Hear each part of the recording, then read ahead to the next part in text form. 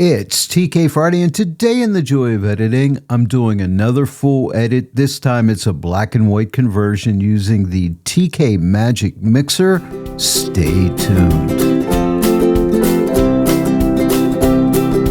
Hello everyone, and welcome to the joy of editing with Dave Kelly, and welcome to TK Friday. It's another full edit, and today I'm pulling out the TK Magic Mixer to do a black and white conversion on this image, and then I'll follow that up using the TK9 plugin for Photoshop for the rest of the edit. Today's image comes to us from Lowell Franga. Thank you, Lowell, for the use of your image. Now you can download the image and the PDF notes and give this edit a try. If you have an image you would like me to edit on a TK Friday, go to the description of the video, scroll down through. Near the bottom, you'll find a Contact Me link. Contact me, and we can discuss doing one of your images on a TK Friday. I really like Lowell's composition on this image, and I thought this one would look great in black and white, so that's what we're doing today. It would also look good as a color edit, so you may want to try that out also. By the way, if you don't yet own the TK9 plugin for Photoshop, I'll have links in the description below this video that'll take you over to Tony Kuyper's web store.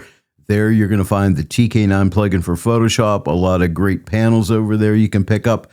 Sean Bagshaw's training videos, which I highly recommend. And you'll also find the TK Grayscale and TK Magic Mixer plugins. They're sold as a bundle. You'll get both plugins for $12. If you're into black and white photography, you'll love TK Grayscale and TK Magic Mixer. Use my promo code DK15 and you'll save 15% off your entire purchase. When you use my promo code, I make a small commission, and this helps to support my channel, so I really appreciate it when you use my promo code. And not only are you helping me out, but you're getting 15% off. Well, sit back and relax, and let's jump right in. Now, as always, I'm starting out here in Lightroom Classic. I did use an adaptive profile in here, and the only thing I did was pulled back on the highlights a bit, and also gave it some extra vibrance and a little bit of saturation, because that helps in the black and white conversion when you have a little extra color. And as far as detail, no sharpening. I use Lightroom's AI denoise. And as far as lens corrections, I always check on remove chromatic aberration, enable profile corrections. And as far as transform, I just rotated the image a little bit just to straighten up on the horizon, but that's basically it. I almost forgot, I did do a slight crop in the image, as you can see right here, and I also used the remove tool. I'll shut this off so you can see it. There was a couple dust spots in the image and I got rid of those, but that's it. And now at this point, I just right-click on the image, go to Edit In, and click on Edit in Photoshop 2026. Now I'm using the latest version of Photoshop 2026 that now has a clarity and dehaze adjustment, which I'll be using. And here we are in Photoshop. Let's start out with the black and white conversion using the Magic Mixer.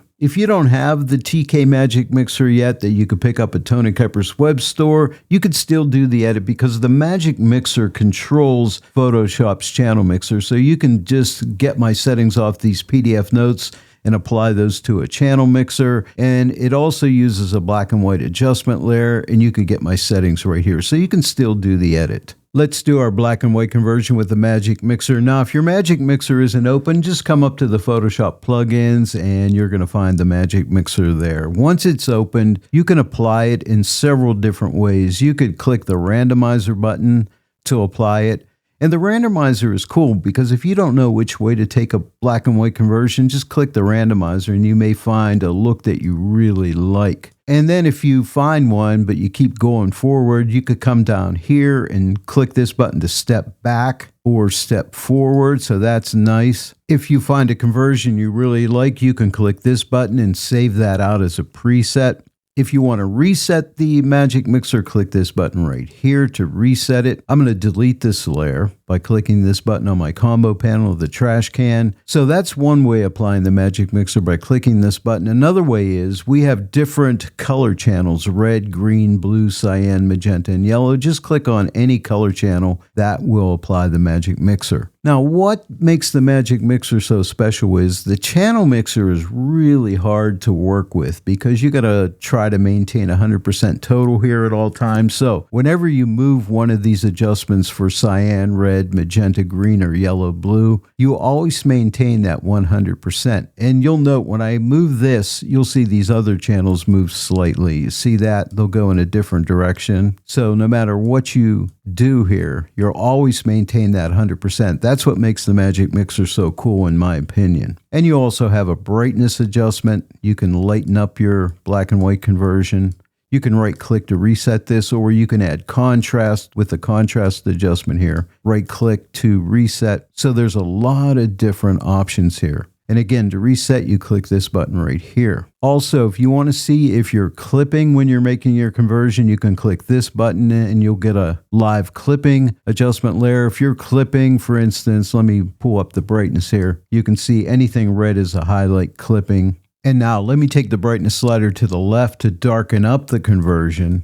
And if you see any blue, we are clipping shadows now. So that's kind of nice. I'll right click on the brightness to reset it. And to get rid of the live clipping layer, just click this button again. I should mention this also. You can also use Magic Mixer to work on color images. You see this LUM checkbox, just click it on. And now when you make adjustments here, you're working on the color image. And now we're adjusting luminosity values of the different colors by moving these sliders around or clicking on the different channels and so on. So that's pretty nice. Or also the randomization. So it works on color as well as black and white. I'll delete the Magic Mixer one more time by clicking on this trash can. And another way to apply the Magic Mixer, I forgot to tell you, is just click the plus here and you'll add a Magic Mixer. By the way, you can have several Magic Mixers and do a multiple black and white conversion on different parts of the image, but we'll save that for another time. Now let's do the conversion. The way I like to do it is start out with my different channels. This is just my preference. You may have your own. I start out with red. I see what it looks like. Green, blue, cyan, magenta, and yellow. And you know what? I really like cyan. And I did do some adjustments here, but I ended up just keeping it right here with the cyan channel. And then we have this button right here. When you click it, it puts a color luminosity layer underneath the Magic Mixer. Now this color luminosity layer is working on the colors of the image. It's going to make the different colors lighter or darker. And it's a black and white adjustment layer. Here's a little tip. If you want more control on these sliders, hover over the edge here and drag this out and make it wider. You see that? And now you'll have more control when you adjust this. So I can make anything red lighter or darker. And what I decided on was to make my reds like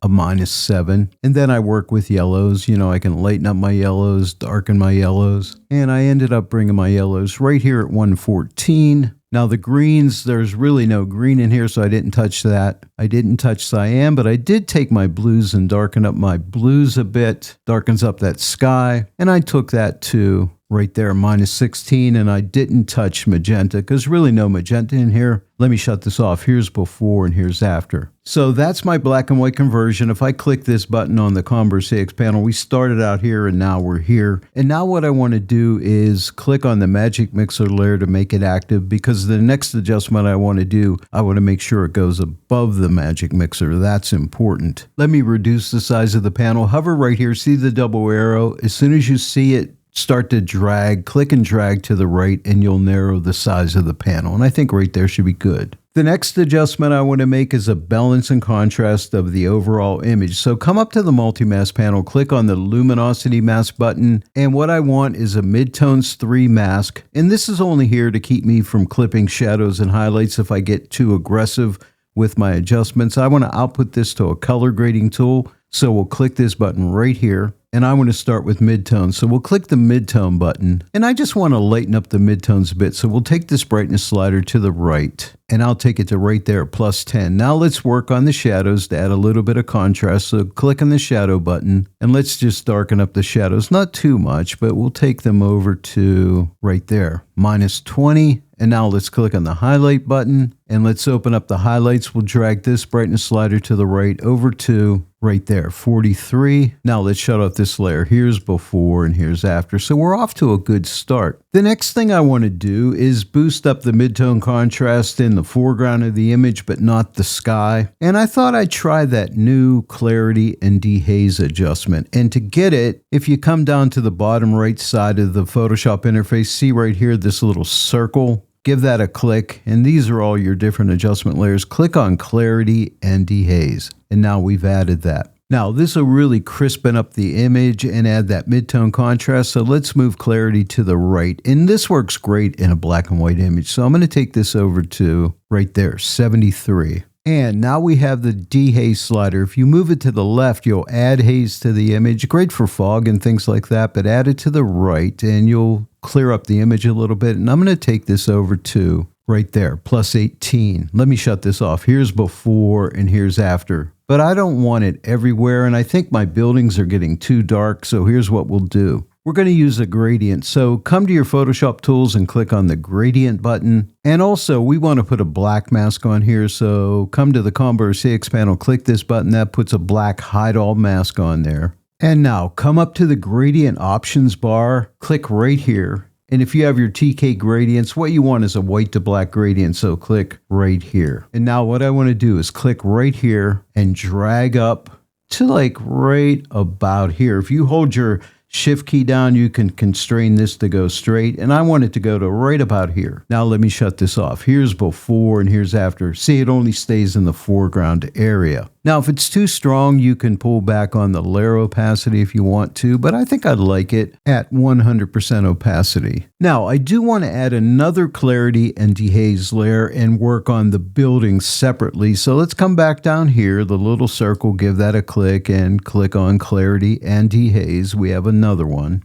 I'm going to go ahead and close this color grading tool because I don't need it right now, so I'm just going to click the X. But what I want to do is make a mask for this layer before I make the adjustment. I mean, you can make the adjustment first, but I want to make the mask first. To select the buildings, you can use the Object Selection tool. I'm going to use the TK selection brush. If you don't have it open, come up to your plugins, click on plugins, and you'll find it there. If you don't have the TK selection brush, you could pick it up for free at Tony Kuyper's web store. I have links in the description below, so just give this a click. And what I want to use is the rectangle mode. It works with the Object Selection tool, so I'll click this button and you can see the magenta highlight around it. This is a great tool to make a selection quickly, so here's what I'm going to do. You can adjust your brush size for this tool. I'm going to have a brush size about that size right there. I'm going to click right here one time, click right here at the highest point, and maybe click right over here, and then click this button again, and just like that, we got our selection. It even removed this sky area from the selection. I don't want this window in the selection, so here's what we do. Click this button again, and I'll make my brush a little bit smaller, and I'm going to click like right here and right here. Click the minus to subtract and click this button one more time, and it knocks that part out, right? Because sky's behind there. And right over here, I need to fix this too. Drop this little area out. So again, I'll click on the rectangle, and I'll click right here and right here, and click the minus and click this button one more time, and it will subtract that out. Just that easy. Pretty cool, right? Now, I want to save this out as a channel because I think I'll need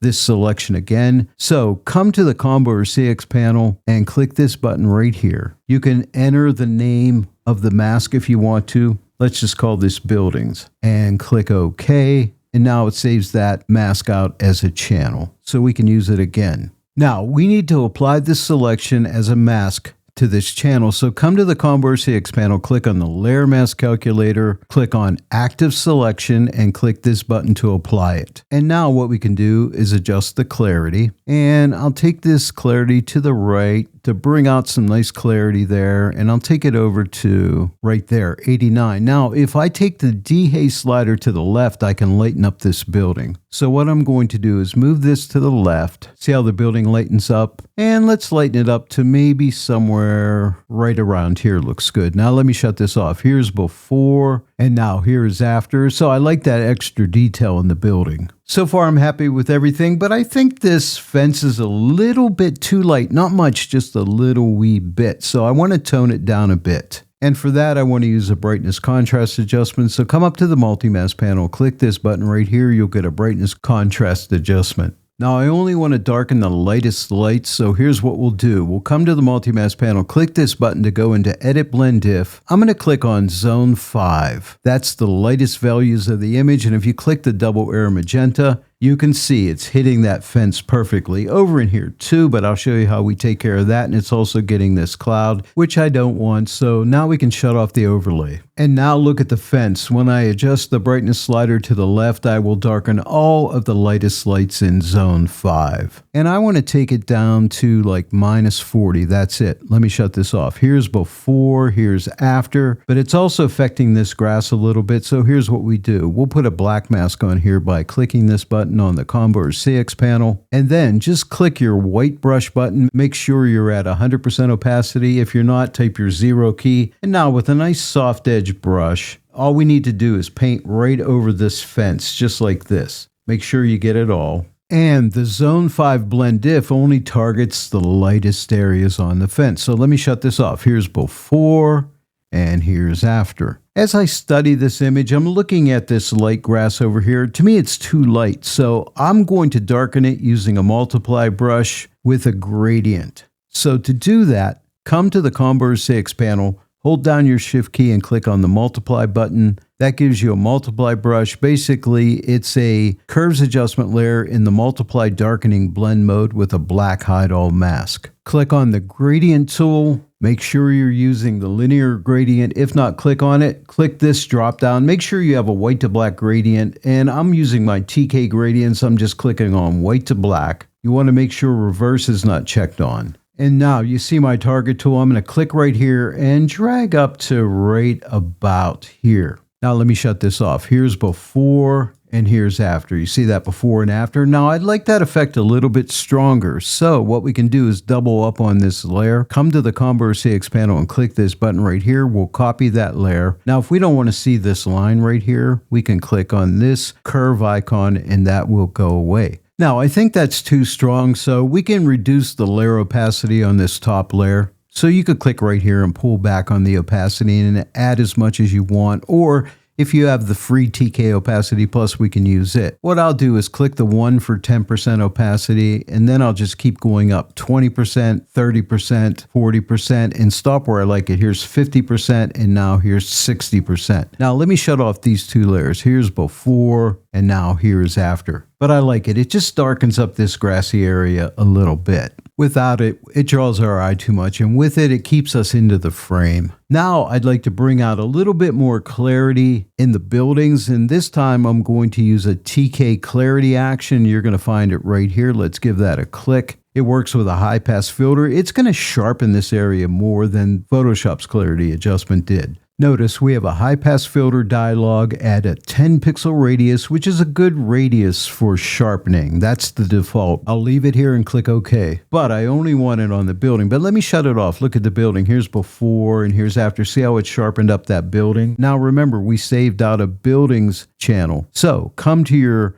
Combo or CX panel, click the layer mask calculator button, click buildings, and click this button to apply it. And now when I shut it off, look at the buildings. Here's before and here's after, and I really hope that shows up in the video. Now what I want to do is close off the top of the image. In other words, darken this area of the sky right up here to close it, because we want to keep our viewer into the frame and not wander all around and out of the image. So we'll darken that. We'll use another multiply brush. So come to the Combo or CX panel, hold down your shift key, click on the multiply button. And again, you get a curves adjustment layer with a black hide all mask in the multiply darkening blend mode. We'll use another gradient tool, so click on your gradient tool. Again, make sure you're on linear gradient, make sure you're using the white to black gradient and you don't have reverse checked on. And then just click like right here and hold your shift key down to keep a straight line and drag it down to say like right about here. And now let me go ahead and shut this layer off. Here's before